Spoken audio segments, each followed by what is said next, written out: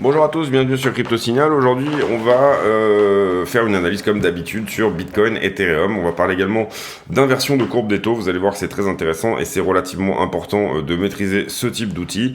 Donc voilà, en passant en partage d'écran, j'en profite pour dire à ceux qui pourraient aimer ce contenu ou tout simplement si c'est pas déjà fait, pas hésiter à s'abonner, activer la cloche des notifications, venir nous rejoindre sur le Discord dont le lien est en description, éventuellement mettre un like et un commentaire d'encouragement. Ici, on était dans cette baie en zigzag, vous le voyez sur la structure, on est toujours baissier, nous on est toujours dans cette hypothèse baissière pour le moment, tant qu'on n'a pas la confirmation qu'on n'est pas dans le bon scénario, à ce moment-là on reste dans ce scénario-là de correction. Ici, qu'est-ce qu'on serait censé aller chercher comme objectif? Et bien du coup, vous prenez un Fibonacci de prolongation de la tendance, vous mettez au point A, bas de B, et on devrait théoriquement ici avoir une C qui devrait taper soit les 22 000 $ si on fait un 100%, soit en dessous, c'est-à-dire les 20 722 $. Vous voyez qu'il y a une jolie concordance ici entre ce support justement des 20 700 et l'objectif des 161,8. Donc on sera particulièrement attentif à cet objectif-là. Ça nous permettrait également de toucher cette box rouge théorique dans laquelle on a pas mal de points de liquidation. Je pense même qu'on en a vraiment en dessous. On va regarder ça peut-être. Là on est en 2 heures, c'est bon. On va essayer d'afficher tout ça. TradingView a un peu de mal aujourd'hui, donc excusez-moi d'avance si jamais c'est un petit peu compliqué à l'affichage. Vous voyez, voilà, on a quand même pas mal d'ordres ici qui sont à l'attente. Globalement, vous voyez que si on touche ce premier objectif, on aura fait un joli nettoyage de tous les longs qui sont ici. Donc ça serait déjà quand même un objectif théorique tout à fait bien, d'autant plus qu'on rebondirait éventuellement ici sur le bas du flag qui est censé être une résistance assez forte quand même. Si jamais on casse ici le flag, c'est-à-dire là qu'on perd ce support oblique que vous voyez ici, globalement pour moi on s'arrêterait pas là, on irait peut-être faire un petit tour, faire une petite mèche légèrement en dessous. Donc ça c'était pour Bitcoin. Maintenant on va faire le point sur Ethereum. Bien entendu on peut ici flipper haussier, d'ailleurs la structure est plutôt jolie ici pour faire ce qu'on appelle un double bottom, donc ça nous donnerait en fait une correction qui s'arrête légèrement ici avant les objectifs, voire potentiellement là juste là, voilà, et globalement qui soit ce qu'on appelle un double bottom en Eve et Adam, c'est-à-dire une forme assez arrondie et une forme ici assez obtuse. Voilà, ça c'est pour éventuellement ce qu'on peut voir ici. Pour l'instant, on n'a pas perdu réellement cet objectif de baisse, on a juste fait un rebond de B qui était plus haut que ce qu'on attendait. Théoriquement, demain, on attend plutôt quand même des bonnes news, c'est-à-dire que ce CPI, là, il devrait être à la correction. Je vais vous le montrer ici, là, sur le calendrier économique. Globalement, on va dire, vous le voyez, c'est ici le Consumer Price Index. On a un consensus qui dirait qu'on serait potentiellement sur une baisse de l'inflation, c'est-à-dire qu'on avait fait 9,1% au mois de juin et que ici en juillet peut-être qu'on aura quelque chose comme 8,7. Donc ça c'est le year over year, hein, bien sûr c'est d'une année sur l'autre. On sera vraiment attentif au CPI du mois et on sera vraiment attentif également bien entendu au core CPI. Si jamais l'inflation ralentit, les marchés devraient plutôt bien le prendre et ici on est vraiment à la jonction de quelque chose. Je pense que vraiment demain on aura pas mal d'informations sur là où devraient aller les marchés. Pourquoi? Tout simplement parce que ce CPI est pour moi vraiment important. Il faut qu'on ait atteint un pic de l'inflation. Si jamais on n'a pas atteint ici de pic de l'inflation, on risque de s'installer là-dedans pendant très longtemps. Et globalement, c'est ce que je vais vous montrer quand je vais vous montrer l'inversion de la courbe des taux. C'est-à-dire que théoriquement, donc là on parle des bons du trésor. Vous avez ici les taux à 10 ans. Qui, vous le voyez là ici, sont à l'augmentation depuis un certain temps, et les taux à 2 ans. Le problème qu'on a eu ici, c'est que les taux à 2 ans augmentent plus vite que les taux à 10 ans. Donc du coup, on a eu des taux à 2 ans qui étaient plus rémunérateurs que les taux à 10 ans. Et ça explique quoi? Enfin, quelle est un peu l'idée derrière tout ça? C'est que globalement, si je vous montre, bon ça c'est un article qui date de mars, mais globalement, une courbe des taux normales, donc là ici vous avez la maturité des bons en abscisse, et en ordonnée vous avez le rendement, ce qu'on appelle les coupons. Eh bien une courbe normale c'est ça, c'est-à-dire celle qu'on avait il y a 3 mois avant, donc celle qu'on avait en janvier, et ensuite vous voyez que la courbe s'aplatit là petit à petit, vous comprenez qu'on a un aplatissement de la courbe, et là vous voyez qu'on est quasi flat, c'est-à-dire que en gros, pour faire simple, hein, on va pas rentrer dans les mécanismes de tout ce qui est yield curve, mais en gros, ça veut dire tout simplement que les gens price plus d'inflation dans les 2 ou 3 prochaines années que dans 10 ans. Donc vous avez un rendement à 2 ans qui est plus haut que le rendement à 10 ans. Et globalement, quand est-ce qu'on voit ce genre de choses en général? Et là, du coup, je vous ai fait donc la soustraction, les taux à 10 ans moins les taux à 2 ans dans la formule. Globalement, on voit ça théoriquement. Si je vous rajoute le 0 ici, hop, on va le faire comme ça. Tac. Voilà. Là, si je vous mets le 0, vous voyez que dès qu'on passe sous la courbe du 0, globalement, ça correspond pas mal à des périodes de forte récession et de crash sur les marchés. Tout simplement, ici, vous le voyez, en 2006, on a une inversion de cette courbe, et vous vous rappelez de la crise des subprimes en 2008. Ici, en 99-2000, début 2001, on avait eu la même chose avec la crise des dot-com, la bulle Internet. Et ici, là, on est sur 89, où globalement, on était aussi sur un crack en bourse. Globalement, ici, on a bien traversé. Vous voyez qu'on n'est pas du tout dans une courbe normale. La yield curve, elle est vraiment ici en train de s'aplatir, et en général, c'est un très mauvais indicateur. Donc, je pense que le marché ici est vraiment à la croisée des chemins, en train de nous dire, est-ce qu'on va s'en prendre est-ce qu'on va se prendre une énorme branlée, si je peux me permettre de m'exprimer ainsi, c'est-à-dire beaucoup plus de chute que ce qu'on a eu déjà juste là, hein, alors qu'on est quand même déjà sur des niveaux de chute assez impressionnants, ou alors est-ce qu'on est à la fin de ça, et est-ce que juste en fait on est en train de vivre le fait que tout simplement les investisseurs placent dans leur besace cet outil des taux, et que tout simplement, oui, ils savent qu'on aura ici pendant 1 ou 2 ans une inflation relativement assez forte, ou en tout cas c'est ce qu'a pricé ici le marché des obligations, mais qu'on aura une inflation plus faible dans une dizaine d'années, en gros.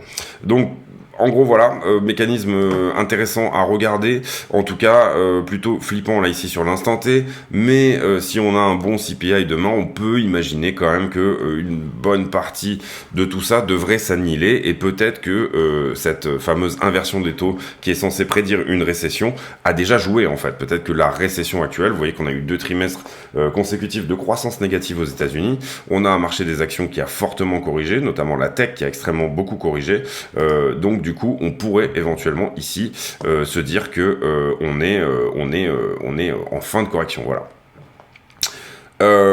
Ça c'était pour les taux. Je pensais que c'était vraiment bien de faire un point là-dessus aujourd'hui. Ici également, vous avez un nouveau plan de relance qui a été voté par le Sénat, qui s'appelle l'Inflation Reduction Act, et en gros, c'est quelque chose comme 400 milliards, je crois. 400 milliards pour réduire les émissions de gaz à effet de serre de 40% en dessous des niveaux votés en 2005 aux accords de Paris. Et ici également, pas mal de choses sur tout ce qui était healthcare. Vous savez qu'Obama avait commencé un petit peu à travailler sur le sujet, c'est-à-dire que les Américains puissent avoir une sorte de Medicare, c'est-à-dire un système plus ou moins d'accès à la santé plus facile pour les plus démunis. Et en gros, Trump avait mis fin un petit peu à tout ça, et là, Biden est en train de relancer également toute cette partie-là. Donc voilà, gros plan de relance ici qui est voté. En général, quand les gros plans de relance sont votés comme ça, alors il y a plusieurs choses ici. Bon, il y a bien sûr, ça veut dire plus de taxes, hein, tout ça, mais il y a aussi une partie qui va être plus ou moins de l'impression monétaire. Donc on combat l'inflation grâce à de l'impression monétaire. Personnellement, j'y crois pas beaucoup, même si je trouve ça bien que les États-Unis s'intéressent un petit peu au climat et au bien-être de leur population, mais là, imprimer pour avoir moins d'inflation, ça paraît pas forcément extrêmement logique. Voilà, on va repasser ici sur Bitcoin. TradingView qui a vraiment du mal aujourd'hui, donc du coup j'ai pas forcément mes dessins, vous le voyez, mais c'est pas grave, ça va revenir. Et en gros, qu'est-ce qu'on peut pricer ici également sur... on n'a pas fait les news encore, globalement assez peu de choses dans le Wall Street Journal. Sur Coindesk, on a la fin de Tornado Cash, enfin en gros pas la fin, mais le bannissement aux US de Tornado Cash, qui était un système qui vous permettait de plus ou moins laver vos Ethereum, etc. pour qu'ils soient intraçables, hein, en gros.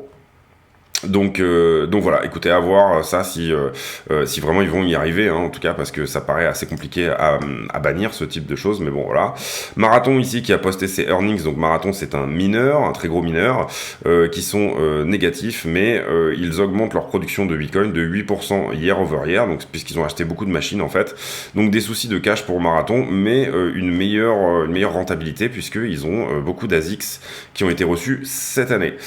Le CPI, on en a parlé, donc demain, très important, 14h30. Est-ce qu'on aura un CPI à moins de 9,1% en tout cas, et est-ce qu'on s'approchera de ce chiffre de 8,7 avec potentiellement ici pricé encore mieux. Globalement, les commodités, donc tout ce qui est pétrole, etc., a pas mal corrigé au mois de juin. Donc on pourrait peut-être ici avoir effectivement ce fameux pic d'inflation et comprendre qu'il est passé. On a eu des faux signaux quand même hein, sur l'inflation, notamment, ça c'est l'inflation, oui c'est ça. Oui, on a eu des faux signaux en monthly, c'est-à-dire que on avait eu, c'est là, voilà, hop, là, hop. Ici, vous voyez une diminution sur du 30 juin au 30 septembre, mais c'est surtout celui-ci là. Au niveau de mars, on avait eu un faux espoir, puisqu'on était passé de 8,47 à 8,36. Je connais pas les chiffres exacts, mais c'est quelque chose comme ça. Et donc du coup, ça avait bien relancé le marché à l'époque, en espérant que là, le pic d'inflation, il soit vraiment réel, et surtout qu'on ne la voit pas repartir derrière. Vous savez que le prochain meeting de la Fed, c'est fin septembre, donc en gros, nous, ce qu'on veut, c'est voir une inflation qui diminue, de manière à ce que la Fed se calme sur la hausse des taux. On continue, ici on enchaîne sur MarketWatch, je vois rien non plus d'exceptionnel, bon ça cet article que j'ai lu qui en gros explique un petit peu cette inversion des courbes des taux etc, donc c'est plus ou moins, je me suis basé un petit peu là-dessus et également sur d'autres choses pour vous expliquer ce qu'ils appellent des red flags, c'est-à-dire des moments où vraiment tout peut basculer. Et je pense que le chiffre de demain sera de l'ordre à tout pouvoir faire basculer peut-être, ou peut-être pas. Si on a plus d'inflation, si on augmente au-dessus des 9,1, on pourrait avoir un très gros sell-off sur les marchés qui soit historique, on va dire, voilà. Pour le moment, les marchés sont en train de pricer plus ou moins que ça repart. Hein. Bon là, vous voyez que voilà, là on est sur le sentiment, donc du coup les marchés en levier. Vous voyez qu'on a fait une sorte de retour au point de départ, tout simplement beaucoup de longueur là qui était rentré très fort sur ce niveau-là.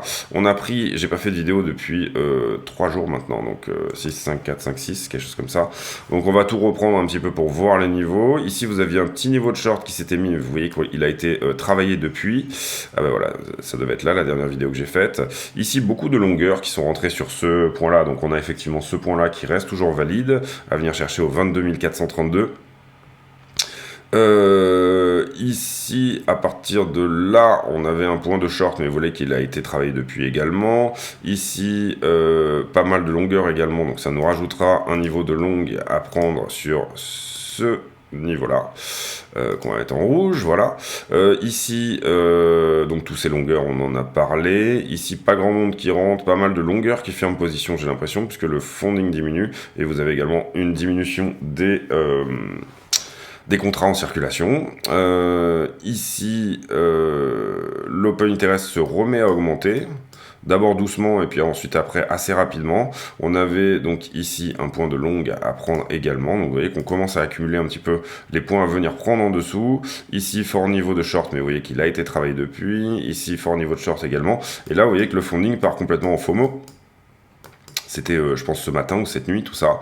Et donc, du coup, ici, vous voyez qu'on a eu les deux. On a eu des shorters et du longer sur ce mouvement, hein, puisque vous voyez que ça fait un peu du yo-yo dans les deux sens. Donc, sur tout ce mouvement-là, on aura bien entendu du shorter à venir liquider en haut tout ça. Hop. Et on a déjà liquidé une grande partie des longueurs. Vous voyez que le nombre de contrats en circulation qui était vraiment en train de skyrocketer, avec cette diminution du prix, là on vient ici corriger tous les longueurs. Donc il faut imaginer que vous auriez eu ici plein de barres sur la montée, et que là on est en train de toutes venir les chercher. Prochain niveau à venir chercher, les 22 800. Et actuellement là à l'instant T, on a un très léger niveau de short qui vient de se créer ici. Je sais pas si vous le voyez, mais du coup vous avez le funding qui descend et vous avez une légère augmentation de l'open interest. Donc ici on aura un niveau de short à venir travailler au 23 316. Pour le moment donc du coup on a quand même plutôt, c'est normal étant donné que le prix est monté, on a liquidé du shorter, mais on a quand même plutôt accumulé du longueur sur cette montée. On va aller voir sur iBlock si c'est le cas également. Alors sur iBlock on nous dit qu'on avait fait une montagne de longueur là, c'est-à-dire beaucoup plus de longueur, vous voyez 6 milliards à liquider en position leveragée, et qu'en fait on a reseté là tout ce mouvement. Globalement le prix est monté là et ensuite il est revenu à son point de départ plus ou moins juste avant ce grand mouvement. Donc du coup, il a un petit peu mis tous les longueurs, bien entendu, en liquidation et dans l'embarras. Sur Kingfisher, des poches de liquidité, dernière poche de liquidité à éventuellement travailler là, le prix est en train de la travailler actuellement. Et après ça, il nous faudra aller autour des 20 000 $ si jamais on veut continuer à prendre du longueur sur la route. Et pour le moment, vous voyez que les niveaux à prendre d'ici les 35 000 qui sont ici, les niveaux à prendre sont pas extrêmement fort, donc c'est pour ça qu'on est aussi dans une hypothèse plutôt baissière. Cette semaine est très calme, hein. En général les semaines d'août sont plutôt propices pour les market makers, si éventuellement ils veulent liquider. Est-ce qu'on va faire un petit tour sur Glassnode ici?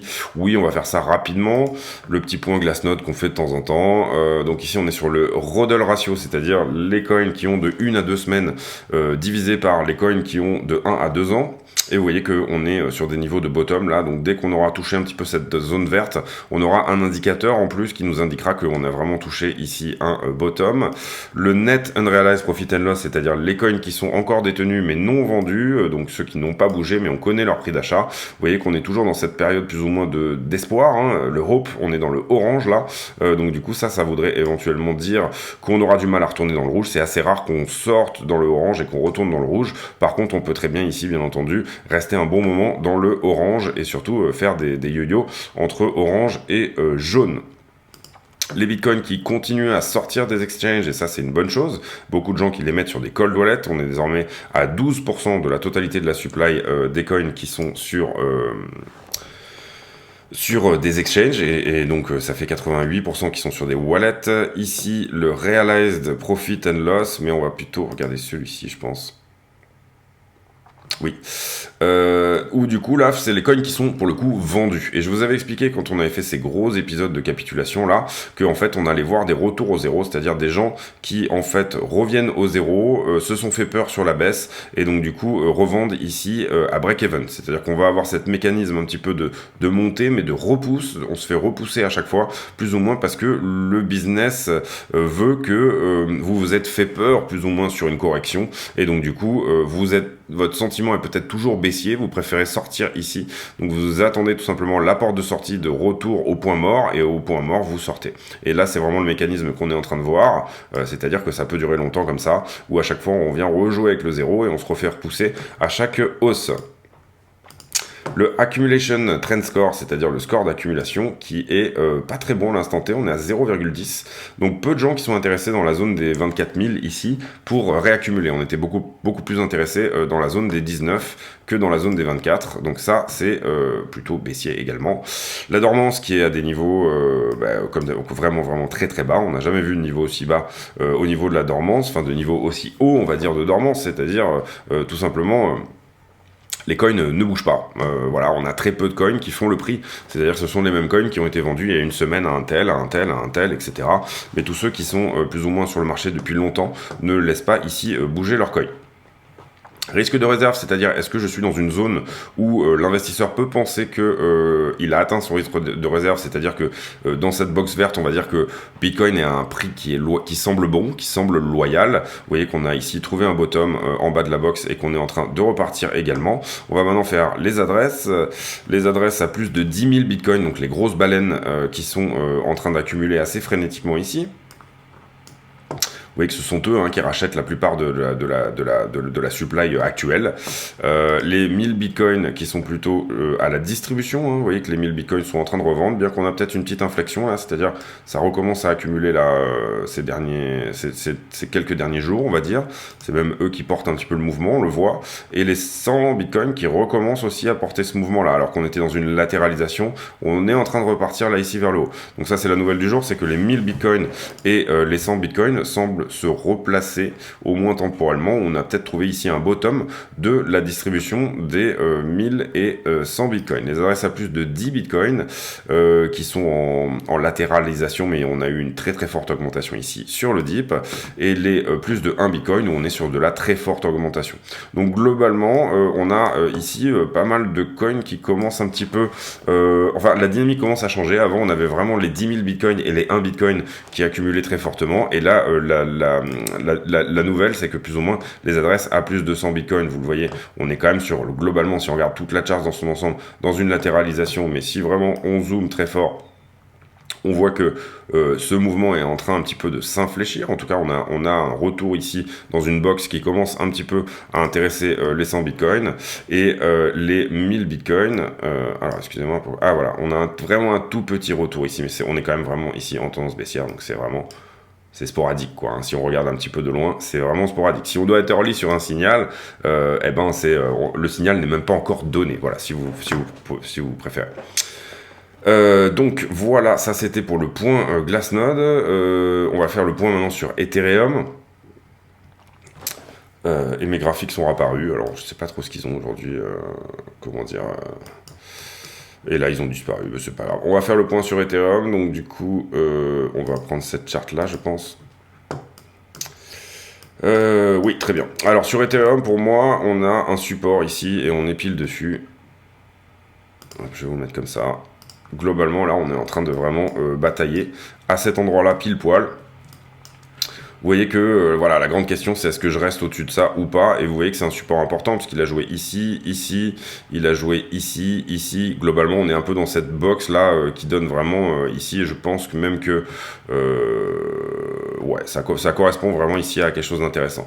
L'intéressant sur Ether, c'est que, en fait, là où Bitcoin, lui, est en train de nous dessiner une zigzag, c'est-à-dire le Bitcoin est plutôt en train de dessiner quelque chose comme ça, on va dire, enfin là, j'exagère, mais voilà, quelque chose comme ça, eh bien, Ether nous fait une correction en flat, c'est-à-dire qu'il vient chercher son niveau précédent. Donc ce type de correction est plutôt bull. Si jamais on s'arrête ici au 100% pour cette flat, c'est-à-dire qu'on dessine une regular flat, hop, ici, regular flat, on devrait être au 1585. Si on fait une flat étendue, plutôt venir chercher les 1441. Et là, j'avais oublié de me mettre en log, donc du coup, pardon, 1452 et 1582. Voilà, donc potentiellement les deux niveaux ici, si vous attendiez pour acheter éventuellement une correction sur Ethereum et que vous êtes à peu près dans, on va dire, ce type de scénario, voilà, quelque part entre 1452 et 1582 pourrait potentiellement être un bon point d'achat, en tout cas temporairement. Vous savez que nous, ici, on va dire l'hypothèse de la chaîne, en tout cas pour le moment, tant qu'on n'a pas d'invalidation qui nous dit que c'est pas le cas, c'est qu'on irait potentiellement ici faire un bisou à cette droite rouge, ici quelque part. Peut-être plus vite que on a le temps de le dire, c'est-à-dire que ça pourrait se faire vraiment rapidement, et globalement, voilà, revenir chercher un peu les liquidations qu'il y a au-dessus de tous ces niveaux-là, c'est-à-dire que globalement, si je vous montre les liquidations,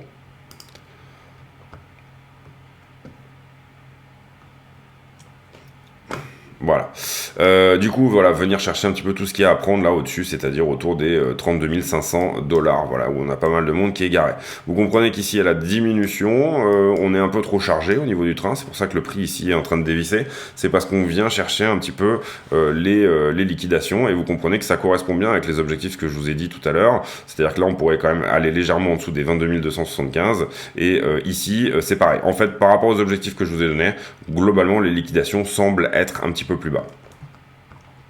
Mais là, on voit quand même assez bien cette poche qu'il y a au 100%, et il y a également une autre poche juste en dessous des 161,8%. Donc globalement, le prix des vis, là, c'est entre guillemets plutôt prévu. Théoriquement, il devrait dévisser, si on fait bien une zigzag, en 5 petites vagues. Puisqu'en général, les zigzags se font en 5, 3, 5. Donc voilà, on va voir si c'est ça qu'on va voir sur le prix. Là, on pourrait éventuellement dire qu'il y avait déjà une 2 ici, 3... Voilà, à voir comment tout ça se construit, on va dire, dans le futur. En tout cas, on a perdu ici ce support-là, donc ça, c'est pareil. Le prochain support à regarder bien de près va être globalement celui des 22 600 à surveiller, voilà. Et bien sûr, ce gros support oblique là qui va être assez important. Voilà, je pense que j'ai fait le tour aujourd'hui un petit peu pour l'aspect un petit peu voilà, technique des choses et les news. Voilà, à voir ce que nous dit le CPI demain. Ici, il y a vraiment aussi, pour en revenir à Bitcoin, une figure qui pourrait être possible de voir. En tout cas, c'est un petit peu tôt pour en parler. Mais globalement, si on prend la news ici du CPI, si elle est bonne, hein, puisqu'elle peut très bien être mauvaise aussi. Si on prend la news du CPI de demain, on pourrait vraiment faire quelque chose plus ou moins comme ça. C'est-à-dire un premier bottom qui se fait de manière très arrondie, un deuxième bottom en V, comme ceci, très rapide. Vous voyez que ça pourrait correspondre ici justement avec, là la barre que j'ai mise étant le taux d'inflation. Un V bottom très rapide, Alors on n'aurait peut-être pas ici nettoyé suffisamment, donc on viendrait peut-être plutôt chercher ici ce niveau-là, là, la barre violette que vous voyez. Et globalement ça s'appelle un double bottom en Ève et Adam, Ève étant la partie arrondie et Adam étant la partie la plus pointue. Voilà. Donc ça c'est des figures qu'on voit assez fréquemment, vous voyez que là on est parti très abrupt, donc on pourrait ici rebondir plus tôt que les objectifs que je vous ai donnés, c'est tout à fait possible. On pourrait également repartir haussier, hein, tout est complètement possible, repartir tout de suite, ça nous donnerait plus ou moins une zigzag un peu avortée, mais on a déjà vu des zigzags s'arrêter au 0,68, ou en tout cas, voilà, c'est encore une fois, j'utilise pas du tout Elliott pour prévoir là où va le prix, pour moi Elliott est un système de prise de profit qui me permet d'invalider des moments où j'étais dans un scénario, mais que j'ai des points d'invalidation grâce aux règles d'Elliott qui sont très précis, et donc du coup voilà, ne pensez pas que ici on fait les Nostradamus, on regarde où sont les liquidités, on regarde un petit peu quelle est la mood du marché, on fait une analyse tout simplement, comme je le dis souvent, qui est à la fois technique, fondamentale, et une analyse de sentiment pour essayer de voir où le prix pourrait aller. Et voilà, tout ça est juste tout simplement voilà, un système, on va dire, qui est un ensemble de données. C'est pour ça que j'aime bien appeler ça la météo, puisque c'est pas parce que la météo dit qu'il va faire tel temps demain que ça va nécessairement se produire. La météo joue sur des probabilités. En tout cas, voilà, pour moi, sur Ethereum, surveillez bien le support actuel, puisque on risque d'avoir des réponses ici sur... vous voyez, attends, si je vous le montre vraiment bien, pour moi... Le moment il est assez décisif là sur Ether, vous voyez qu'on s'en écarte un petit peu là, si on a vraiment une clôture daily en dessous de ce support, pour moi il est perdu, et vous voyez qu'il se trouve aux 1700 $ tout pile. Donc c'est dommage parce qu'il l'avait bien traversé. Là. Ici vous voyez qu'il restait un petit peu bloqué 1735, et puis là on a eu une poussée haussière et vous avez cette bougie d'avalement juste derrière, c'est-à-dire que tout le travail qui a été fait hier globalement est ici ravalé par la bougie, et ça c'est un signal très fort comme quoi tout simplement tout ce mouvement là finalement n'a aucune portée. Voilà, c'est tout pour moi aujourd'hui, j'espère que cette vidéo vous a plu. On se retrouve demain pour un nouveau point météo sur le Bitcoin. On va peut-être faire une altcoin aussi, une analyse d'altcoin dans la foulée. En tout cas, voilà, on reste pour l'instant, malheureusement, dans cette hypothèse baissière, sachant que pour nous, encore une fois, on ira visiter les 30 000 $ avant de voir les 10 000, si jamais on les voit, tout simplement. Donc ici, l'hypothèse, on est baissier court terme, mais on est bien entendu haussier, en tout cas pour ce rallye d'été, qui ne devrait pas forcément ici s'arrêter là. Très porté aussi par Ethereum et la news de le merge qui aurait lieu autour, je le rappelle, du 19 septembre. Je vous souhaite à tous une très bonne journée, j'espère que cette vidéo vous a plu. Si c'est le cas, abonnez-vous, n'hésitez pas à activer la cloche des notifications et à venir nous rejoindre sur le Discord, éventuellement mettre un like et un commentaire d'encouragement. J'ai pour habitude de demander aux abonnés un commentaire qui n'a rien à voir avec le prix du Bitcoin, et en l'occurrence... Le commentaire du jour sera combien de photos avez-vous sur votre bureau, si vous en avez. Donc voilà, combien de photos avez-vous sur votre bureau? Ça n'a rien à voir, ça n'a aucun intérêt, mais c'est sympa, on discute d'autres choses, et en même temps, on discute de choses qui n'ont pas du tout l'aspect du Bitcoin, et on fait connaissance comme ça autrement. Bonne journée à tous, on se retrouve demain pour un nouveau point météo sur le BTC. À bientôt, ciao.